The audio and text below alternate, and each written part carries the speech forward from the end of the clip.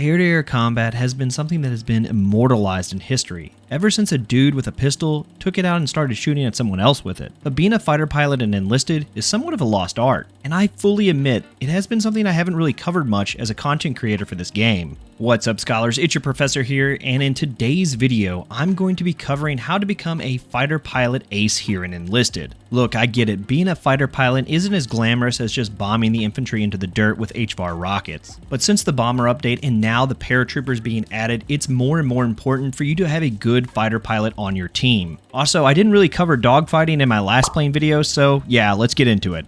First off, we need to cover which factions should use fighters and which one is the best bang for your buck. This is very important when it comes to the new progression changes and how the matchmaking will be done in the near future. Number 1 is going to be Germany versus the Americans. Since most US players have access to the P-47, which is basically the best CAS aircraft in the game, it is very important for you to have a fighter in your lineup. German forces are heavily dependent on their armor superiority, and having an enemy P-47 will basically negate that advantage. The Focke-Wulf 190 is my choice for this role, but the Bf-109 is also a good choice. I prefer the Focke-Wulf 190 because of the rockets, as they are just easier for me to get a direct hit on the enemy than bombing, but that's just my personal preference. For the Americans, honestly, you really only need the P-47. It's maneuverable enough to win some dogfights, and you're going to need to support your team on a CAS level. Number 2 is in Tunisia, Italy versus Britain. Unlike the previous matchup, it is a bit more even between the two in the way of air power, as you're going to both be probably using attacker-style aircrafts to fight each other. But if you have the available slot, some fighters wouldn't hurt because that maneuverability advantage is going to be a godsend for you. For the British, I prefer the SBD-3, but the BO fighter is a good option as well, even for dogfighting. But if you're dead set on a fighter, the Spitfire can't be beat, plus it's just a Spitfire. The Germans are a bit more dependent on the Bf-110 in Tunisia, but I will keep a G-55 in my lineup in case the Allies are going heavy CAS. For the Pacific and Eastern fronts right now, air is less of a concern, so I'm not going to focus on them too much, but the Yak-3 for the Russians is basically a god tier at dogfighting. Alright, now that we've covered the basics of which fighters and which aircraft you should be using, let's get into the meat and potatoes of this video. The tactics of how to dogfight. Unlike War Thunder, you're going to be stuck in the first-person cockpit view. This is why a lot of War Thunder players struggle when dogfighting in Enlisted, as the tactics are completely different. Most War Thunder players will tell you that you need to side climb and boom and zoom, but in Enlisted, you're basically going to get dominated if you use this tactic. Eric Hartmann, one of the best fighter pilots of World War II and history, understood that sight lines are the most important part of air-to-air combat. If the enemy can't see you, he can't react. This is why it's best to come up on the enemy from the low 6, then raking their plane by firing and using the rudder to go from left to right or right to left. Always you want to aim for the key components such as engines, flight control systems, and just the pilot in general. The key here is to maintain your airspeed. You don't want to overshoot. But let's say that the enemy fighter pilot has some good reaction time and he does a hard brake left or right. You want to pull up and then roll back onto his 6. By pulling up and then turning back into him, you're actually going to bleed some airspeed and make sure that you're going to stay behind him. Also, if you guys didn't know, you can hold the C key and free look around. Now this is very important and something I don't see a lot of people doing.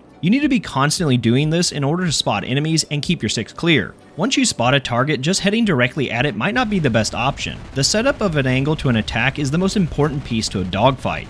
So if you need to turn away from the enemy and then get a better angle of attack, then do it. Alright, so let's get into some aerial maneuvers for your toolbox. The first one is a defensive maneuver, and that's called the flat scissors. Now the flat scissors is a pretty easy maneuver for you to pull off, with any aircraft really. You're just going to kind of go left or right, and you're going to try to bleed some speed to get the enemy to overshoot. Now the big thing is you want to stay out of the enemy's guns when you're passing by, so try to go above or below the guns. Now the second one is kind of a branch off from the flat scissors, and that's going to be the rolling scissors, and it works better with dedicated fighters like the P-51 or the Bf-109.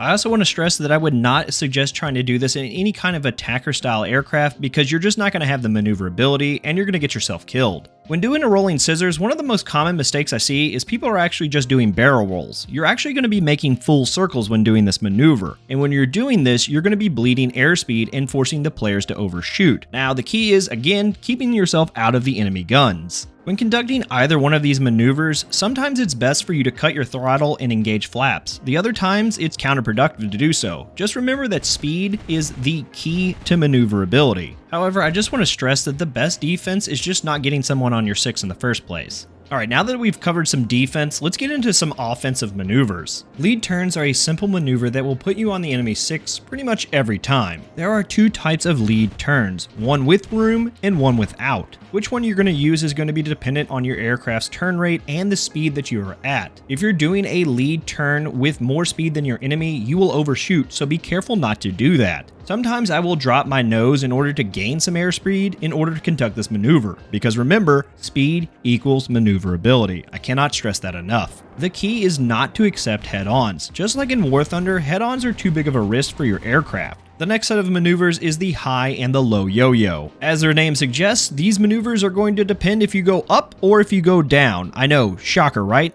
These are great maneuvers if you're in a one-circle fight. When conducting these maneuvers, you want to make sure that you're using your energy state to your advantage and using flaps. Basically, what you want to do is cut inside the circle turn radius of your enemy in order to get a firing solution. Now, you might be thinking, okay, Enlighten, these are very, very basic maneuvers for aerial combat, and you would be absolutely correct. There are a lot more advanced ones for you to use, but I have found that players in Enlisted just can't pull them off. I mean, sure, you can energy trap somebody in this flashy maneuver and then do a hammerhead down onto him and kill him, but it's kind of hard to pull off an Enlisted, even for me as an experienced pilot. And the reasoning behind this is quite simple. Sightlines. If you can't see the enemy, you can't really conduct these maneuvers, and it's a lot harder to do than in War Thunder. Finally, one thing we actually haven't covered is attacking the enemy bomber formations that the radio operator can call in. And I can hear a lot of your guys' internal voices. You're like, oh, these things are super easy to get taken out, but I see people die to them constantly in games. So I'm going to give you guys a tactic straight out of the Luftwaffe handbook. When attacking an enemy bomber formation, you want to come in from the front low offset.